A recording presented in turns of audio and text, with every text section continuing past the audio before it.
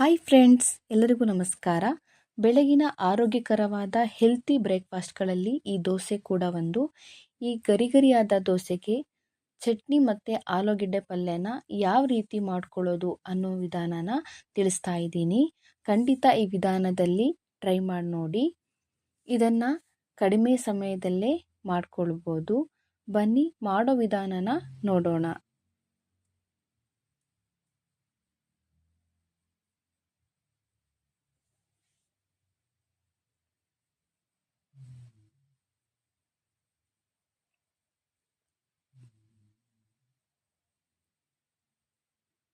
ಮೊದಲೇದಾಗಿ ನಾನಿಲ್ಲಿ 2 ಈರುಳ್ಳಿನ ಕಟ್ ಮಾಡಿಟ್ಕೊಂಡಿದ್ದೀನಿ.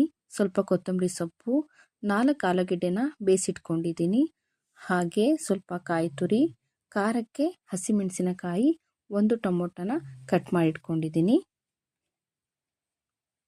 ನಂತರ ಒಂದು ಕಡಾಯಿಗೆ ಸ್ವಲ್ಪ ಎಣ್ಣೆ ಸೇರಿಸ್ತಾ ಇದ್ದೀನಿ.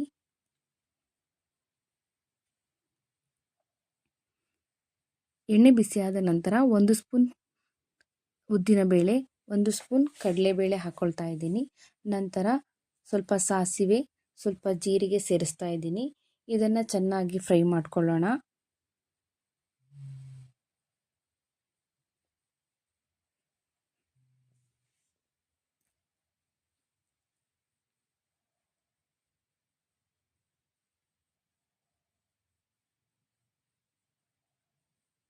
ನಂತರ ಇದಕ್ಕೆ ಕಟ್ ಮಾಡಿಕೊಂಡಿರುವ ಹಸಿಮೆಣಸಿನಕಾಯಿ ಹಾಗೆ ಈರುಳ್ಳಿನ ಸೇರಿಸ್ತಾ ಇದ್ದೀನಿ.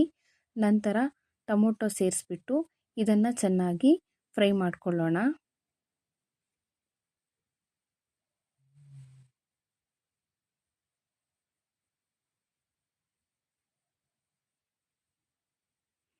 ನಂತರ ಇದಕ್ಕೆ ರುಚಿಗೆ ತಕ್ಕಷ್ಟು ಉಪ್ಪನ್ನು ಸೇರಿಸ್ತಾ ಇದ್ದೀನಿ. ಹಾಗೆ ಅರಿಶಿನ ಪುಡಿಯನ್ನು ಹಾಕ್ಕೊಳ್ತಾ ಇದ್ದೀನಿ. 1-2 ನಿಮಿಷ ಇದನ್ನು ಚೆನ್ನಾಗಿ ಫ್ರೈ ಮಾಡ್ಕೊಳ್ಬೇಕು.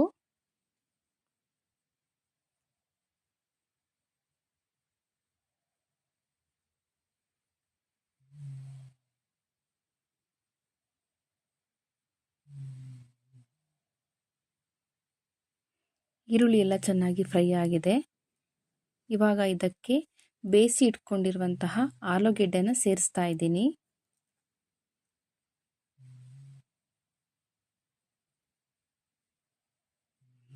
ನಂತರ ಸ್ವಲ್ಪ ಕಾಯಿ ತುರಿ ಹಾಗೆ ಕೊತ್ತಂಬರಿ ಸೊಪ್ಪನ್ನು ಸೇರಿಸ್ತಾ ಇದ್ದೀನಿ. ಇವಾಗ ಇದನ್ನು ನಾವು ಚೆನ್ನಾಗಿ ಮಿಕ್ಸ್ ಮಾಡಿಕೊಳ್ಳೋಣ.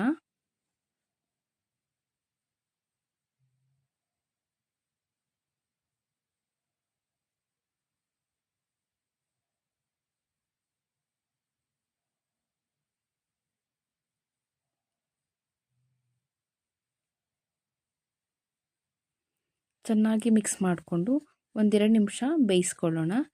ಫೈನಲಿ ಆಲೂಗೆಡ್ಡೆ ಪಲ್ಯ ರೆಡಿಯಾಗಿದೆ.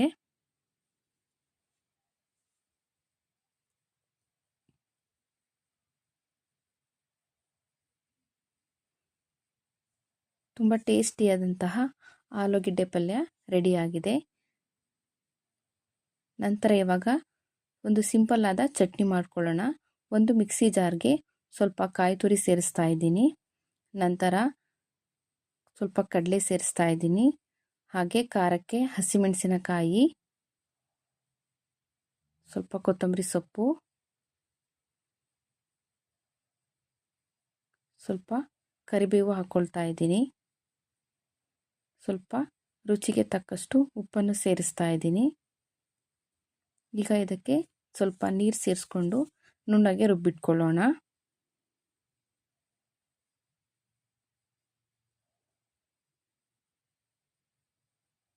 ನೋಡಿ, ಈ ರೀತಿಯಾಗಿ ನುಣ್ಣಗೆ ರುಬ್ಬಿಟ್ಕೊಂಡಿದ್ದೀನಿ.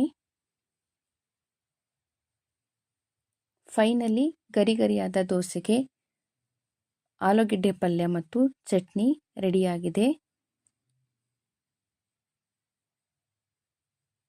ಈ ರೆಸಿಪಿ ನಿಮಗೆ ಇಷ್ಟ ಆಗಿದ್ದಲ್ಲಿ ಈ ವಿಡಿಯೋಗೊಂದು ಲೈಕ್, ಶೇರ್, ಕಮೆಂಟ್ ಮಾಡೋದನ್ನು ಮರಿಬೇಡಿ. Thank you for watching.